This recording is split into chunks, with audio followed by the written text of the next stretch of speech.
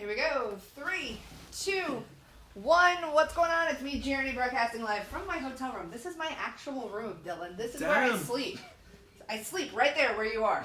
So we're sharing a bed. Wow. It's South by Southwest. I feel honored right now. Dylan Cartlidge here in my room, and Lost Cause is joining us for this because I have been talking about you nonstop.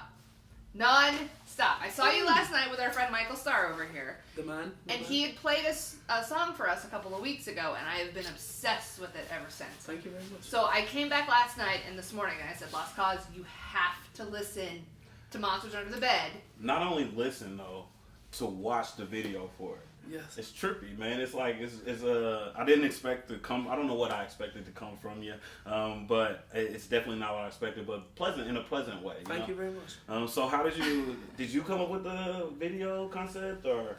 So I think the video for Monsters hasn't been filmed yet, but I don't know if it's been released yet. I think you might have been talking about the video for Wishing Well, with it in a blank white space. I think I watched it. No.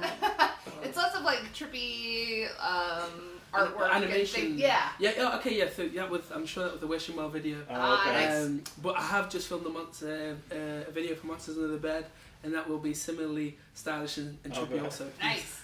Because, last night I saw you and there was all this just crazy stuff happening behind you. Yes. I don't know if that was you or if that was them, but they were right on it with all of the trippy things that were going on Totally. on the stage. I think it was just, I just bring trippiness with me wherever I go. That's good. We need like more of that. We need more of that in the world. So give us a little bit of background. Tell us where you came from, how this whole thing came together.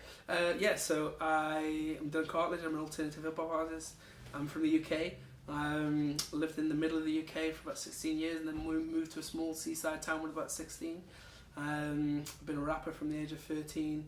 Didn't listen to anything but chart music and rap music until I was about 18 or 20, and then decided that I'd fallen in love with bands like the Black Keys and the White Stripes, and just the rawness, the authenticity of it, the nature of it. They channel artists, and that really had an effect on me, and I began dabbling around on instruments and merged that with the kind of ideas and stuff I was having in my head, and here I am.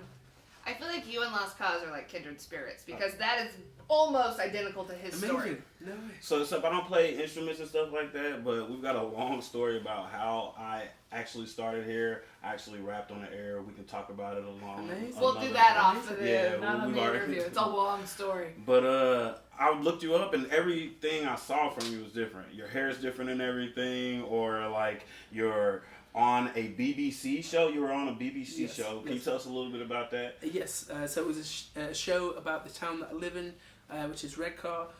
It's currently in the after effect, a little bit like Detroit. It's in the after effect of a big mothballed industry, a steel in this case. And yes, basically it was about young people of the town and their aspirations and what they are going on to do in the kind of like, they kind of viewed the perception of it being very derelict and as I say, not very prosperous. And so it was about young people in growth and what's next for the generation of after the effects of this town, and it told in a really positive and uplifting light. And so they happened to just be intrigued what I was doing with the music, and they got in touch, and that's how it happened. And it was released last year on BBC Two. Yes. That's awesome. What's the name of the show? The Mighty Red Car. The Mighty Red Car. Is that like the nickname for the town or whatever? I think it was just one that they made for the show. The town's called Red Car, and apparently it's Mighty. So, so you signed publishing during the filming of that show? Yes, I did. Is that crazy? Because like, to me, it's something that I'm like kind of delving deeper into. Yes. Some artists don't really mess with their publishing. Yes. You know what I mean? Yes. So is it crazy for you to kind of understand different kind of royalties and stuff like that? And sorry. No, go ahead. What I was going to say is definitely. It was a point where in my life, I've been doing the music for a long time. Before I was doing the solo stuff, I've been doing the solo stuff for about a year and a half.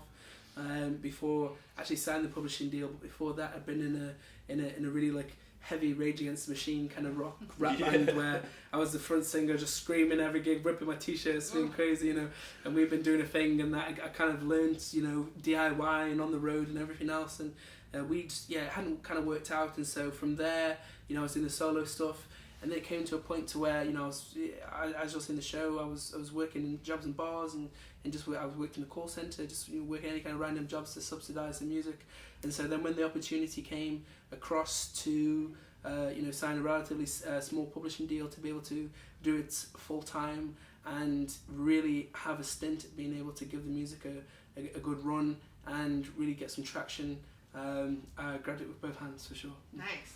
And so now to go from that and getting everything set, now you're in Texas at South by Southwest.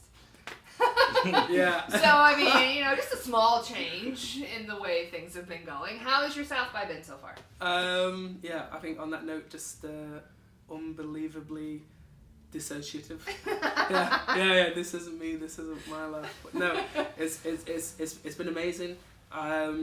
We've played 2 gigs so far. And it's just been an experience. Like I say, the food, the people, the venues we played Antone's last night, which James Brown has played in, B.B. King's played in, Muddy Waters has played in. So it was, it's just been an amazing experience to be out here with, everybody, my boys, my management, my record label. It's just, it's a really good experience. You got a good team. Far. We like your people. Thank you.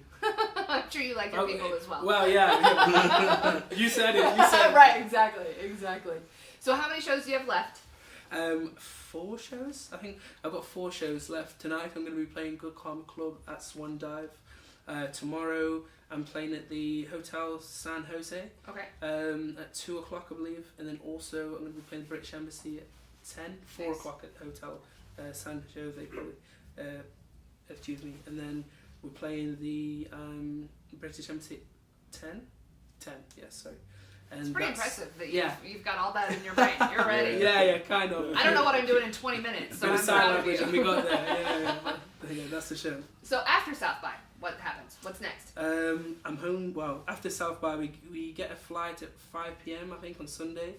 We get back to the UK around about 6 a.m. and then we have a 6-hour drive back to where we live. And then I unpack, see my family for a day, and then we begin a tour and we go out and we're going to go on a UK tour, get back on the road, meet some new people, sharpen the blade, get the music out there a little bit more, and begin the next stage. Awesome. Well, I'm obsessed. I love it, and I think we've made a new fan out of Lost Cause as well. So hopefully we'll get you back to the States soon. You'll come to Kansas City, hang out with us, try Kansas City barbecue. Ooh. Just saying. I'll hold you to that. All right, sure. We'll do that. We'll make that happen. Okay, done. So you can come hang out with us, and then maybe you guys should do work some good. some talking. Sounds good. Hey, I'm down for a side for it. I'm down. Dylan Cartlidge live on my bed at South by Southwest. Thank you so much. Peace. Thank you. Woo! Ta-da!